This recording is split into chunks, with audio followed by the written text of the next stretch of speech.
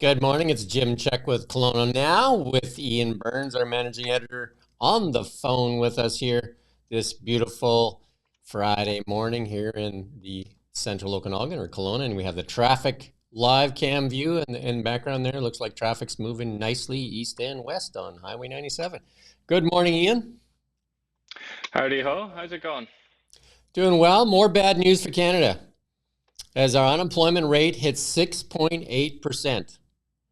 Again, our fearless leader says he does not worry about the economy, and it shows. Yeah,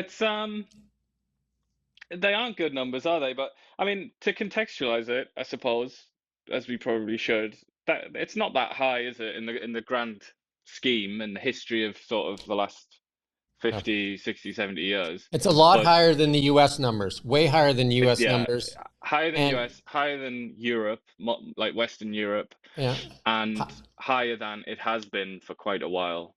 higher So than there's since no doubt it's bad. 2017, higher than since 2017 if we take out the COVID numbers, which obviously Yeah. distorted everything.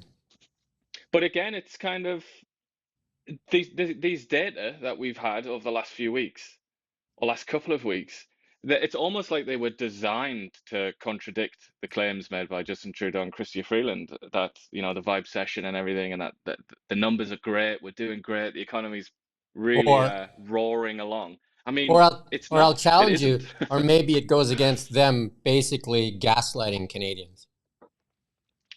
Well, yeah, There's that. yeah, I would probably choose a different verb, but Sure. fair enough. But I mean, it is also interesting in these figures that BC again, for I think it's at least the second, possibly the third time in a row, has seen a decline. There's a real divergence taking place where BC is kind of moving away from the national average, and BC and it's Alberta. yeah. Um, Well, Alberta's got some. Edmonton and Calgary have pretty high Yeah. unemployment rates. Cities, But cities with a lot of migration or that, you know what I mean? Like this bigger cities definitely are going to feel it the most. Um, this does increase the rate cut odds to a half point. Now they're talking because before this, these job numbers, it was about a 50% odds of a, like a 50-50 on the point 0.5 cut. Those jumped this morning to over 70%. So I think we're going to get, because our economy is sliding. I hear from business after business that things are tight. They're tightening wherever they can. They have choked off the money supply, and people are scared to invest. And these new taxes coming out and all that stuff. It's definitely hurt the climate here in Canada. yep, and if that is going to be a 50 basis points cut, then that's RIP to the Canadian dollar, pretty much, isn't it? Unless the Americans feel generous Uh, and want to help us out by cutting their own rate. They have put us, especially with our energy policies. Energy could save us. Our energy policies, and we put ourselves into a really bad spot again. Poor management by this government, and it's time for change because they clearly. I mean, again, I'll just reiterate. He said he does not worry about the economy, and it shows.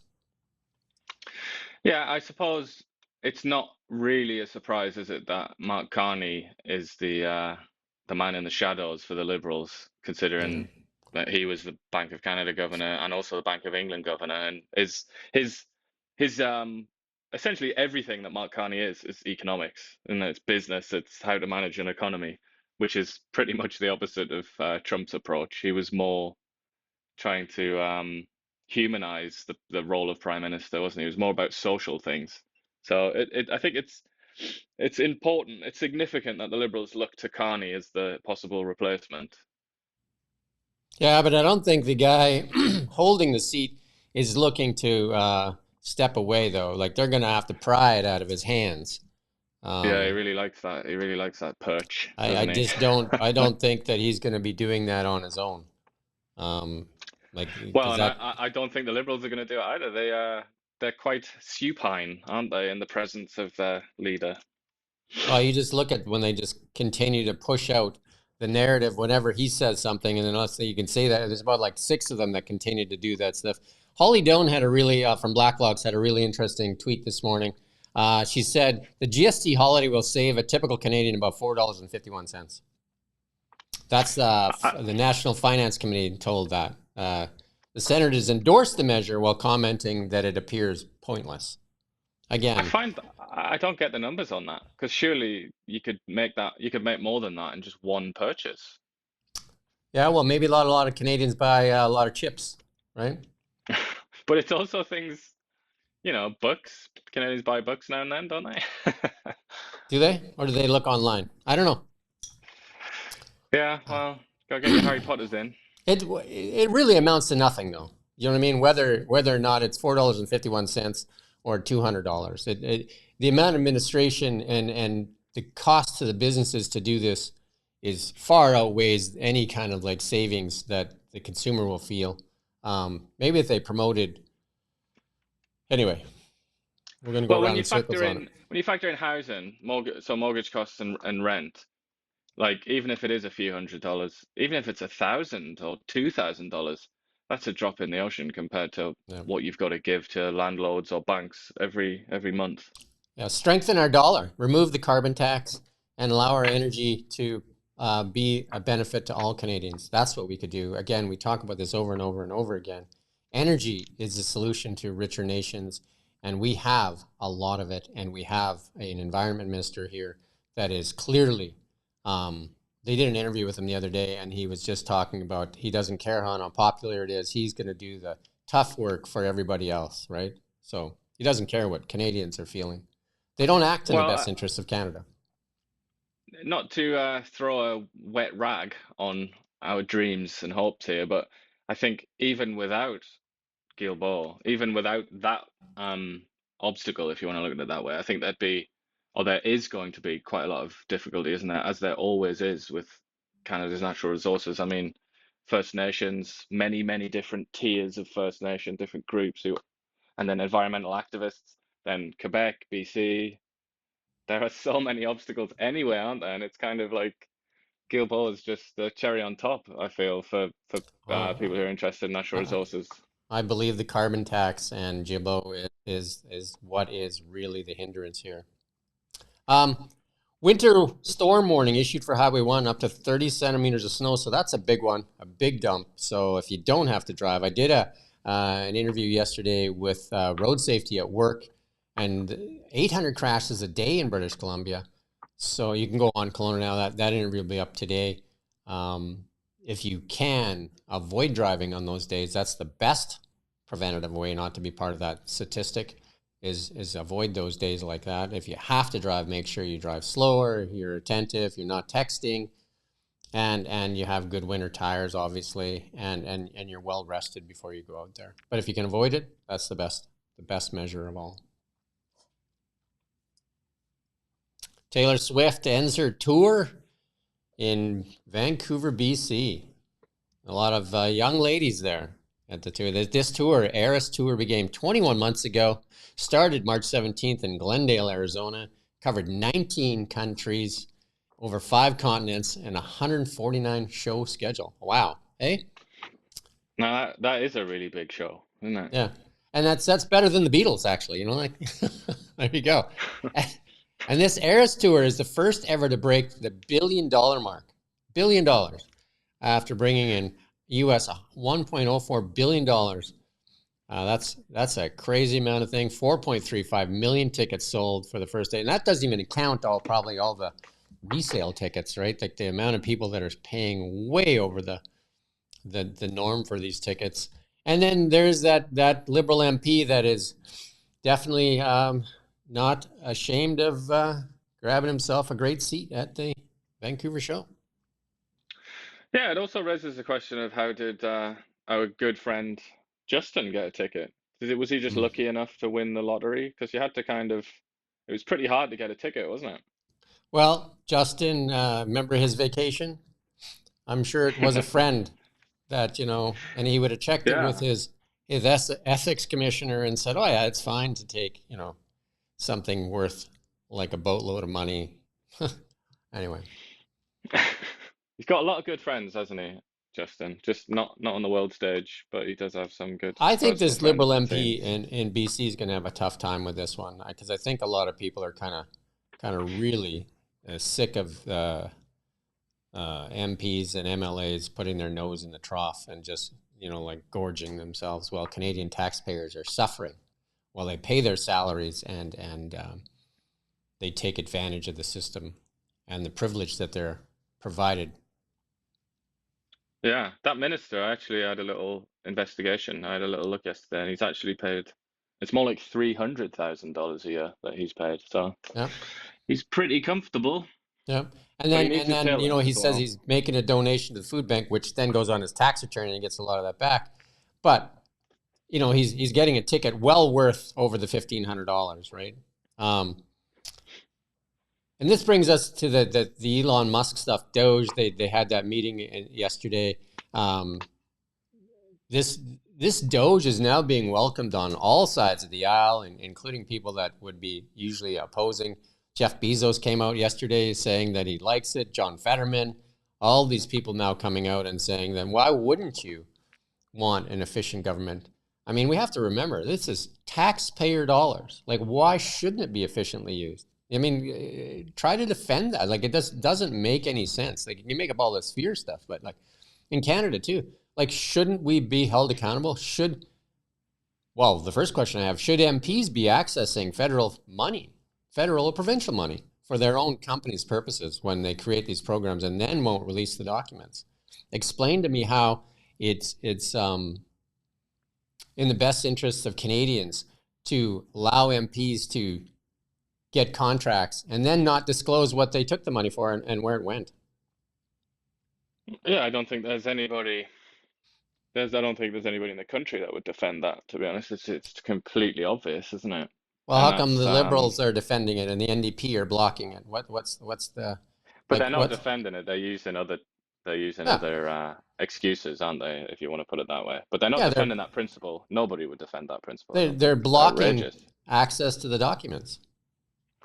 Yep. But that's just political babyishness, isn't it? Just the usual children that occupy the House of Commons and have Well, arguments about again, it's a stupid, lack of childish things. it's a definite lack of respect for the Canadian taxpayer to take that money. Like, you look at that ArriveCam app. We could spend the next hour just talking about all the ones that they won't provide documents for. And then this green slush fund is the latest one that's tied up Parliament. Yep. But then the partisanship, that is their most precious resource, isn't it? That there's nothing more valuable to the current crop of politicians than partisanship.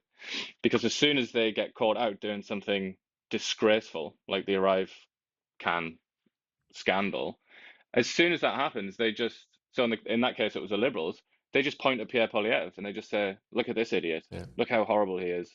And then it just becomes this infantile squabble, doesn't it? And people reliably take a side. And then that's how you end up in this like quagmire of stupidity. Yeah, there's a good video put out by Stephen Smith in the United States, a Democrat, that is really calling out his own party and the stuff on their virtue signaling, identity politics, and anything. I advise everybody to go watch that. I posted it on my LinkedIn. Go watch it because a lot of it applies to this side of the border. Especially on the like the attack on Pierre Poilievre all the time and using Donald Trump's name as a slur to attach it to Pierre Poilievre. And those tactics that are used in the United States are mimicked here in Canada. Yeah, absolutely. And I mean, in that spirit, we should say Pierre Poilievre as well.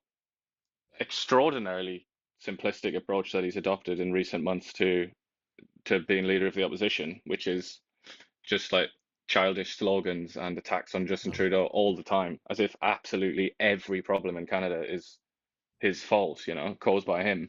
That's also simplistic, isn't it? And that should also be called out. Like, it's incumbent upon Pierre Poilievre to have a real serious, detailed plan, and he doesn't. I So, think it's time for Pierre to assume the role of the prime minister in his mind, at least, and start acting like the statesman he needs to be. And because we know that it's only a matter of time, and Canada needs leadership. yeah, I think that's right. I think that's totally right. He has an additional responsibilities now, doesn't he? Because he is, as a reporter shouted at him a couple of days ago, "You're the prime minister in waiting." I mean, basically everybody thinks that now. So it is incumbent upon him to step up and be a bit more serious. In the five things this morning, Justin Trudeau at an AFN gathering, and then he kind of like walked away as they were screaming at him. And typical Justin Trudeau waving like the crowd's loving him while they're, like shouting at him. And, just like most of the things when he's out in the public and the people are yelling at him and he pretends like he's at some kind of like Taylor Swift concert or something. He is Taylor Swift on those occasions. Yeah, likely. But no, the more interesting thing there isn't the heckling of Trudeau, which is kind of inevitable, I think. That's like banal now. It's just expected. It's what was said to Blanchette, the leader of the Bloc Québécois, nationalists there in Quebec. So, some leader of the Mohawk Council or something said, we need to have a conversation about how your people can start packing up. And he started to talk about like ancestry and things like that. I mean, to me at least, that is absolutely extraordinary language to talk to somebody like that, somebody from Quebec, and say we need to hear about you packing up, as in you don't belong here. I mean, that is bonkers language to me. Yeah. The Liberals want to ban more guns and working on sending them to the Ukraine. So like, yeah, what the sending shotguns to the Ukraine and stuff like that, or what? Like, Well, I mean, if there's actually a need for that from the Ukrainians, and that sort of says more of a negative kind, doesn't it, about Ukraine's chances? I mean, if they need guns from Canadian civilians, then guns that they refer to them as like assault weapons and things like that, but they're not really that good, are they? They're not no, like battlefield. They're not proper battlefield weapons at no, all. they're not matching what's out there on the battlefield. It's ridiculous. Again, it's a more of a virtue signaling thing. Again, just like, look what we're doing. We're going to send these guns to the Ukraine. Like, who would want them? Yeah, I mean, like I say, you'd have to be desperate, wouldn't you? They'd have to be kind of in a position where they're using like farmers' shotguns and stuff. If Yeah, why don't you they send them need some this. shovels in a couple of sticks while you're at it?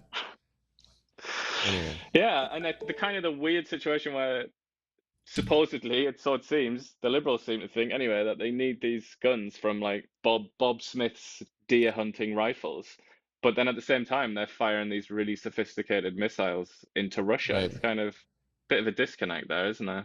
Well, again, I would say it's a more of a virtue signaling thing, and it's like, hey, we're going to take these away from Canadians, and look, we're going to do something good with them, right? It's just ridiculous, more ridiculous nonsense from the Liberals. Former minister says he's not Indigenous, despite Liberals previously describing him as such, and himself, right? Another Liberal uh, MP that doesn't understand the truth. Well, oh, has an interesting relationship with the truth anyway, yeah. But I mean, it's quite weird because they have repeatedly referred to him as Indigenous and as a kind of like a First Nations Right. leader or something along those lines. He's also referred to himself as Strong Eagle Man as his Yeah. kind of like No, Cree name. he's used it. He used it to his political benefit. Yeah, and also his businesses applied for like special Yeah. grants that are put aside for First Nations and So there's no denying you can pretend to say, well, I didn't really see, you know what I mean? This is again like that Liberal MP the other day and saying there is no, like, she says, what carbon tax are you talking about? There is no carbon tax. That is an insult to Canadian intelligence, right? That stand at the pump and clearly pump carbon tax into their vehicle every day. yeah. I mean, I mean that really is an insult, that one, because it does take people for morons. It assumes that people That's what don't they. know that That's those two those are words mean the same thing. the games they play with us. And where's our national media that have access to them, calling them out on that and asking for an apology to Canadians for treating Canadians like they're stupid. Well, our talented friends at Canadian Press have got a story out today referring to the carbon levy. So So they just bought right they're into it. using that language. So they bought into it like it does. That word is not a tax, right? Levy means something new. That is like, when there's a bunch of words that have been used over and over to kind of like that they say are unpopular, and then they try to like use marketing to smooth it over. And just like Canadians are stupid. Well, I think most Canadians are waking up to the stupidity, and it's also anybody that tries to sell it as that is going to lose trust with Canadian as well.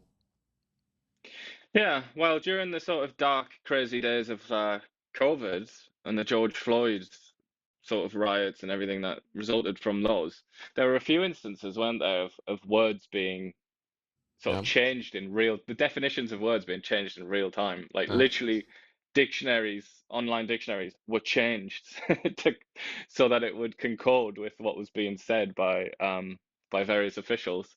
I mean, it's interesting. We're not in that era anymore, are we? And maybe a lot of people haven't quite realized that, but that's starting to feel like history, isn't it? Like real history, that like 2020 and that sort of that hysteria and that mad time that we had to endure. Yeah, there's a congressional report that came out, a 2-year report that's been presented, and not a lot of media outlets covering it. The COVID report, and it definitely does not look good for a lot of the people that were enacting all these rules and mandates and all that stuff. It definitely does not support what was done. Well, there was a massive amount of winging it, wasn't there? There's a lot of Yeah. improvisation during that Yeah, period, I and advise that's what. most Canadians go read that report. 'Cause what applied there applied here, because all we did was mirror the stuff.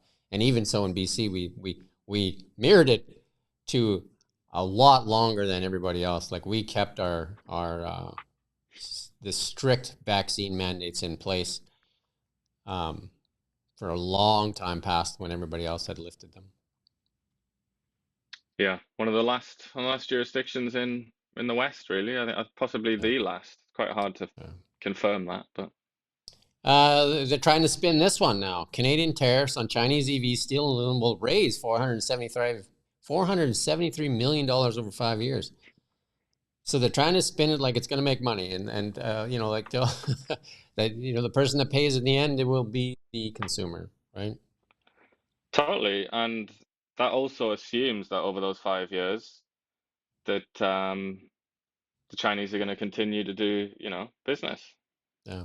I mean, the worry is that with this Ukraine war, we've split the world in half. And a lot of the trade now in the BRICS nation, they're going to use them as preferred partners. And we're going to end up on the outside looking in. And China is a technology like superpower as well. I mean, the United States definitely is the biggest superpower, but China is not far behind. And these protectionist things, and here we're screaming at the Americans for putting a tariff on, and here we're willing to do the same. Well, that was only done in October, wasn't it? And it was kind of seen as a way of ingratiating Canada with the Americans, because Yeah, obviously both of the candidates were yeah. protectionist ultimately. All right, we've got the meme of the day. I like this one. I don't know if I've, yeah, there you go. So this, I imagine, is the Tesla full self drive, right? And the dog's driving, and the guy's in the back relaxing. So F FSD getting a lot of praise out there from a lot of people where it's at. And I don't have 13 yet. It's coming out. It's just being released and rolled out to everybody. I'm still on 12.5, I think. And there you go. You got. I like the dog in the passenger seat there, chilling. Just Yeah.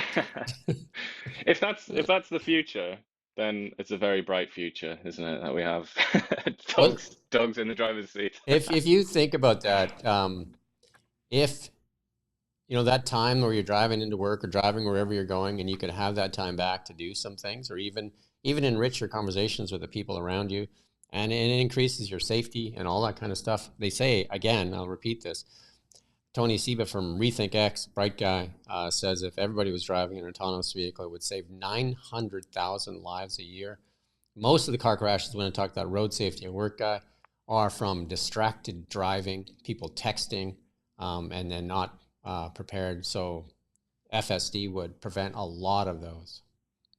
Will it It's prevent all interesting that. accidents? I doubt it, but it'll probably save hundreds of thousands of lives every year. And time, like you mentioned time there, that is interesting because, when we have these conversations about Canada's economy, it often goes back to productivity, doesn't it? And how low that is. You would Yeah. think for quite a lot of people in the economy that if they could work as they drove, their productivity would, in some cases, like double or more. Yep. Absolutely. Absolutely. I use FSD every day and have been since May. Um, it's weird how I've gotten used to it. Like I think that it's almost like second nature. You know what I mean? Like it's like I have a tough time if I have to get into a car that doesn't have it, and I'm just like, what? I got to drive. It's interesting. But in Canada right now, FSD means you're fully supervised. You don't have to touch the wheel or anything, but it does watch your eyes and make sure you are watching the road. So, but they're hoping to get to the point in the United States, at least, where you can do what the dog's doing. The dog can drive the car, and you can chill out in the back. Yeah. The dog take you for a drive. It's about time they started to take us places, isn't It's about dogs start earning their own living, right? it? It's a dog's world. Let's jump into the markets. Uh, Gold again, choppity chop chop. It was up a little bit, still up a little bit, but it's still, you can see that coil there. This is year-to-date chart. You can see that coil there at the far right there, just kind of building. Um, it looks like it wants to chop higher at some point, like break. So we'll see how that plays out. No catalyst right now for where gold's going, but the Tina effect is happening, and for the United States for sure. And there is no alternative. The United States right now looks like the best alternative in the world. The European market looks like they have a lot of political problems. Canada has a lot of political problems. And then the United States looks like the place to park money. They have some of the best technology in the world, have some of the best, brightest minds. And now they're going to have some of the best tax advantages. And they're going to have what looks like a golden age and a booming economy. Why wouldn't people start putting their money into the United States? Yeah, there's no competition really. I Uh, mean, the top 4 or 5 markets are US by a gigantic margin, and then next is Japan, I think, isn't it? Or I mean, there's nobody, and obviously, who's going to invest in Japan? It's been stagnant for like 20 uh, years now. So Tina is the word that is out there. So people are going to invest in Tina, and there is no alternative to the United States market. And the United States market clearly has said that the Donald Trump election has been very, very positive for the markets, and I believe it's going to spill down with his energy policies of making energy cheap. I think a lot of people are talking, the business community, like you got Jeff Bezos now, who's like not a fan of Elon Musk, all of a sudden saying Elon's the best guy for Doge. You got John Fetterman saying this is the best thing that could ever happen is having Elon Musk look at the efficiency. You have so many people that are coming to the table. Mark Zuckerberg saying that he wants to be part of this transition. Even I hear that Bill Gates wants to be part of this now. Like everybody seems to think that the United States is going to enter into this golden age and they want to be a part of it. They don't want to be looking from the outside in. Jeff Bezos actually asked too. He said that he needs to fix media and that he wants the Wall Street Journal to be part of the solution. So that's a complete 180 from where they were just a short couple months ago, where Donald Trump was a threat to democracy, and that'll be the last election we ever see. Again, go watch that Stephen Smith video to understand it better. They're kissing the ring though, aren't they, as well? That's another thing, that another bit of context there.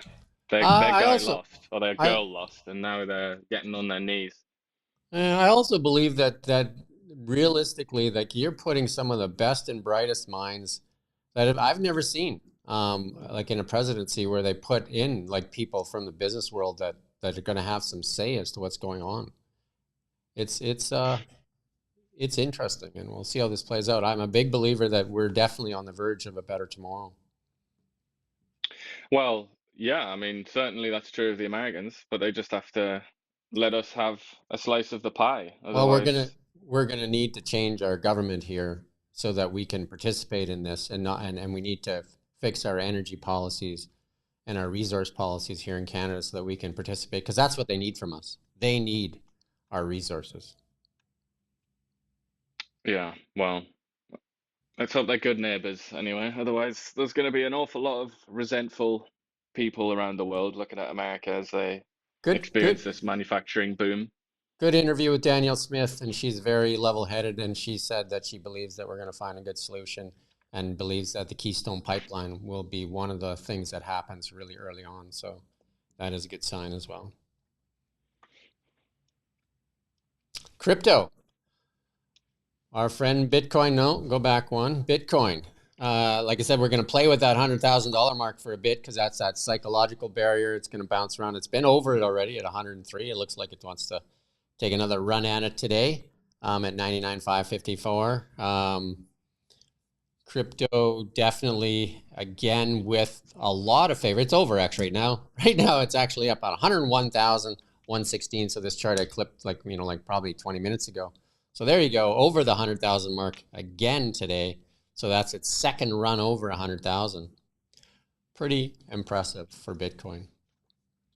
It's like you can make and lose money at just crazy speeds with Bitcoin, can't you? I mean, so you could have come in on in August there, or even September, Yep. and bought one Bitcoin and earned like $30,000 or something in a few months. It's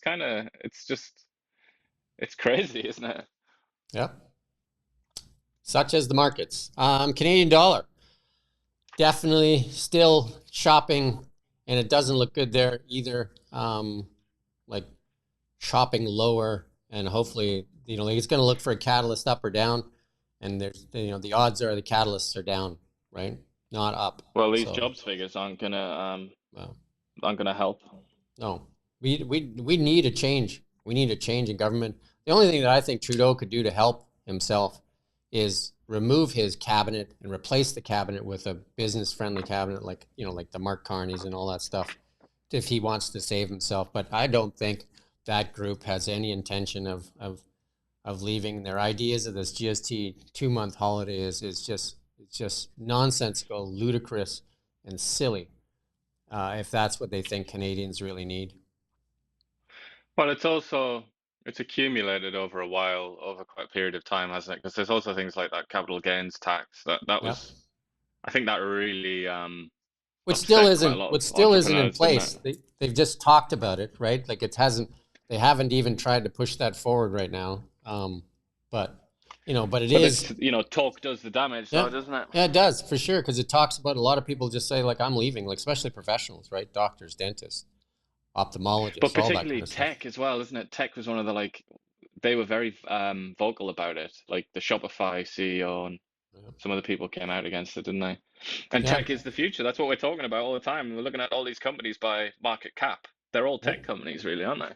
100%. And then here's the next one is a BC-born company, one of the bigger BC-born companies. Chip Wilson founded this out of his basement with his mom sewing the first Lululemon stuff. Lululemon gapping up huge this morning, up like close to $60. Gapping huge on amazing Q3 results. You go ahead and read that press release. I do own Lululemon, both in my closet and in my stock portfolio. One of my favorite brands, Lululemon. Good BC brand. Worldwide now, international brand. Their international sales are up like 30 plus percent, stuff like that. Lululemon taking on the world right out of BC, with Chip Wilson no longer at the helm though. But So what's the explanation of this drop earlier in the year? the guidance was off, and then there was some headwinds there, and so yeah, no, and I used that as an opportunity there in the bottom there as a way to get into Lulu there. So somewhere in the 240 mark, I found the opportunity because I believe in the brand. I mean, I like the brand. I like supporting BC companies. It is a Canadian company and a BC company at that. Well, it was born here anyway, so. There you go. In our AI world, big news, Grok, which was, you could only get Grok, which is Elon Musk's alternative to ChatGPT. You could only get Grok if you were a premium X subscriber. Now Grok is now free in most regions, and you can get up to 10 questions every 2 hours. And you can get, unlimited if you're a subscriber to Grok. So he's rolling it out to more people. They have that biggest computer center in the world now, Colossus, that they put together in like unbelievable time. So there you go. Grok is ready for the world. Hmm. And then in other AI news, Francois Philippe Champagne says Canada is a leader in AI with top companies and talent in the world. I put this on my LinkedIn and I've seen the comments and nobody believes this because I don't know where we're leading. Like you'd have to show me examples of where we're leading. I've certainly heard experts talk about Canada being a player in AI for sure. But yeah, I mean the big boys are certainly American, aren't they? You And have to show to a me some lesser extent examples British. because a lot of AI people have commented and said like where and then this capital gains thing is just going to chase anybody that even has an inkling to start an AI company out of Canada. Yeah, I mean the very fact that America is just next door. You know, you'd think that our tax policy, particularly as it related to the like entrepreneurs and the starting of companies, you think it would be basically crafted with that in mind, wouldn't you? You'd think that's what they do in other places like Europe. That they're often trying to like rival one another and trying to like outbid each other to try and get people to come and move to their country. It's or stay in their country at least. It's a shame that we have uh, So so versus America a very uncompetitive tax regime, don't we? if you read this tweet here, Canada is a leader in AI with top companies and talent in the world. I mean, you could say anybody's a leader. Even if you're in the bottom 30, you could say you're a leader, right? So more gaslighting than a lie, right? To get even further ahead, we need something more AI infrastructure. Sounds like they want to build more funds up so that they can dip into them and like, you know, like it's just another way for them to build a fund that everybody kind of like steals from and nothing gets done with it. Well, unfortunately, there's that impression is out there, isn't it? But Yeah, based well, on the Green Fund and some of the sort of fiascos. how about that ArriveCam app?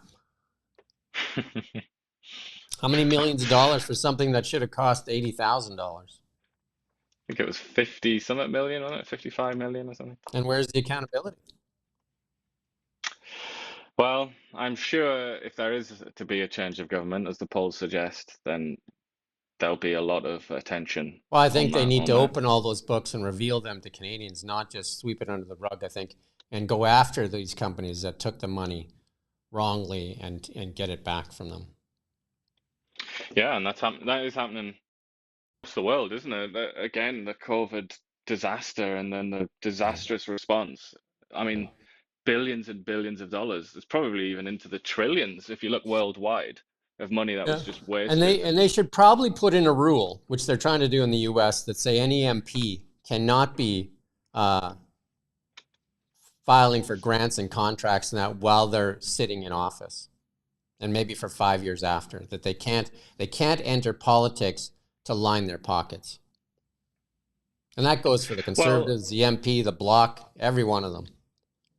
there are laws of that kind already in place, aren't there? And certainly ethics Well, rules around ethics, like ethical codes. But obviously, there appears to be a way around it. appears to be a lot of ways around it because it's not a like a one-off and a scandal. It just seems to be common practice. In the EV world, Bank of America analyst John Murphy says that he visited the Gigafactory in Texas and he had a ride in full self-drive 13.2 and immediately raised his price target on Tesla. Tesla up again this morning as well. I think a lot of the analysts in the world now are changing their view of Tesla because they had always billed it as an automotive company. And I think after no real immediate reaction after the big cyber event that they held just recently. But now, a lot of people now recognizing Tesla as an AI company, especially with Yeah, Optimus and full self-drive, and that they're starting to build that into their price targets. yeah. The Optimus thing is could be the big game changer for what people think of Tesla. I would think so. And I just put this out there. Tesla put this out there. This is a tweet they put out there. They say their batteries are designed for 200 thousand miles of driving. So for us Canadians, that is 320,000 kilometers of driving. More than you're probably going to do in a few years, right? So, do you know what I mean? Yeah, but then it's quite expensive to replace it at the end of that, isn't it? But It is it's not. probably cheaper It, than getting a new car. and that's not true as well. So yeah, so I've called and I've seen that. So Tesla batteries are in the I think $8,000 to $14,000 for the complete replacement, including battery and labor, and the prices are coming down. So yeah, no. Definitely So cheaper than a new car then. so 360,000 kilometers though, you divide that, most people do about 20,000 kilometers a year. Do that math for yourself, and you're going to find that that car is good for, what is that? Uh, 36 divided by 2. Who's in 15 plus 18 years? How many people keep their car for 18 years? Not very many. CRV people do, don't they? They keep those for a long time. 18 years? Well, there you go. If you get 18 years out of a car, you're doing well. I tell you that. Do you know what I mean? Like if you get 18 years out of a car, you've done well. And I think that the cool thing about the Teslas is like you don't get a lot of FOMO because whether that car is a year old, 2 years old, 3 years old, 4 years old, it's the same.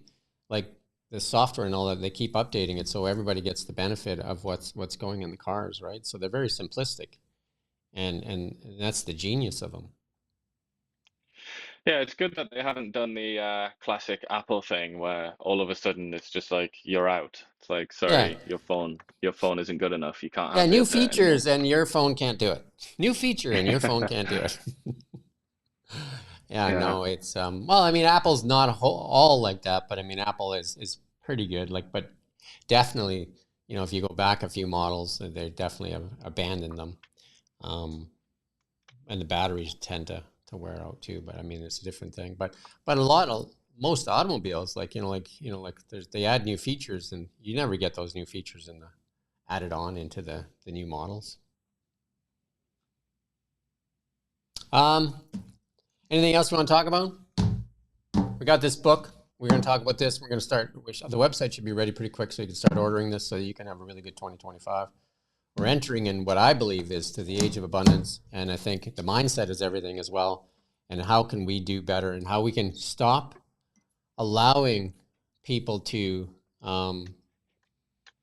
convince us of what we see with our eyes is different. Like start trusting your own senses. Start watching the actions as opposed to just the meaningless talk. Any Good thoughts on that? advice. What's that? That's very good advice. Yeah, always judge people by their actions. It sounds very simple, but if you actually start to live like that and perceive the world like that, it can really be a big change. It can for sure, and then it would stop the gaslighting, right? Do you know what I mean? Like I said, that comment from Francois there saying that Canada is a leader in AI is nothing short of gaslighting, but it's setting it up for we just need more money. We just need more money. Well, we need a better infrastructure in sound policy. That's what we need for convince Canadians to invest in Canada, as opposed to another government slush fund that a bunch of MPs take advantage of. Allegedly. Allegedly, right? Release the documents. Prove us wrong, right? Prove us wrong. Transparency is good. I thought this government ran on accountability, and I would dare to say, not a lot of people would say that word would fit with what they do.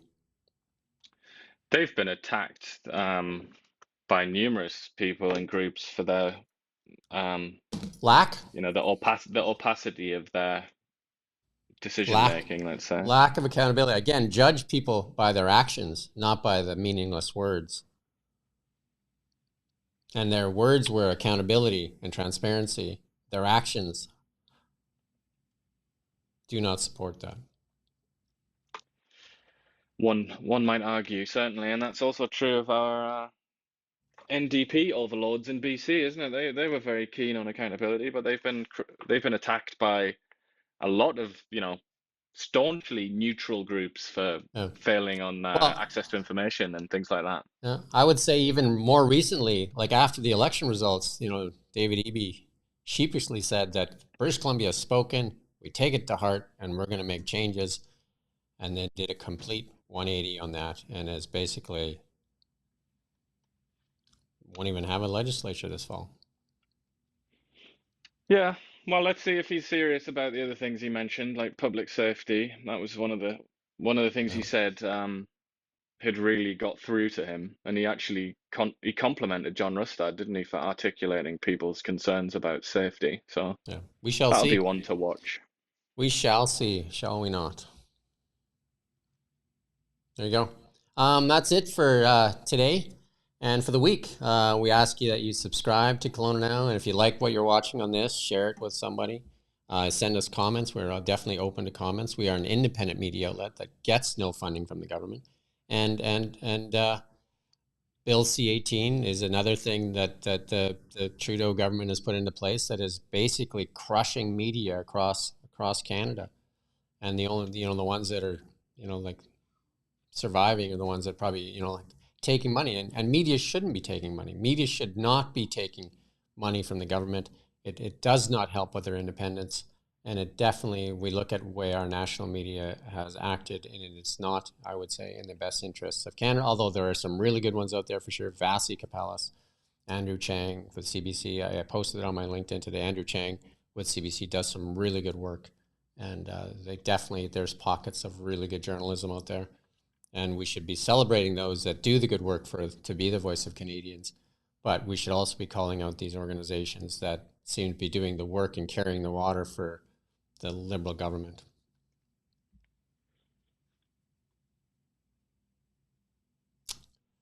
Any thoughts on that, Ian, or you want to just call it a day?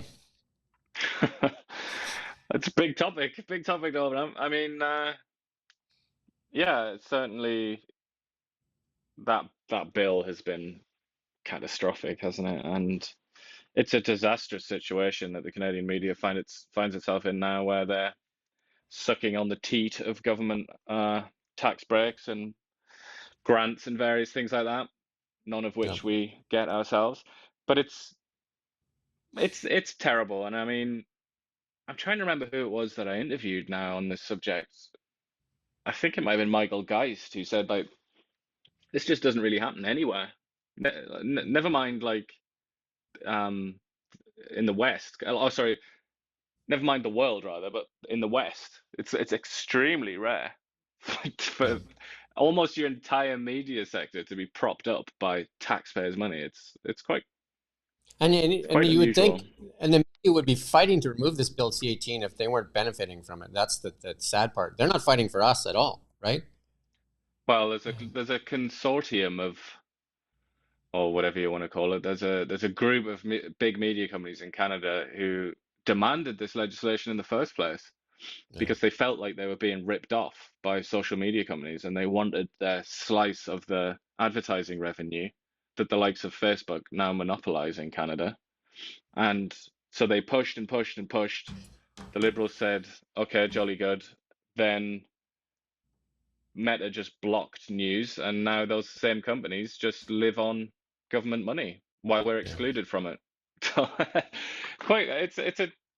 it's such a mess. It's one of the stupidest examples of an attempt to manage policy, really, I would say. It's going to go down, I would say, for many decades as one of the worst approaches ever to media in a country. And there you go. And there you have it. And that's our news for the week. And then we'll be back Monday. We're back 5 days a week. And with that said, enjoy your weekend. Lots of snow up at the hill there. So if you're skiing, have fun. And we thank you for watching Kelowna Now. We don't just report the news, we live here too. We're your neighbors, bringing you stories that matter to all of us. No government funding, no outside influence. Kelowna Now, local, independent. News you can trust.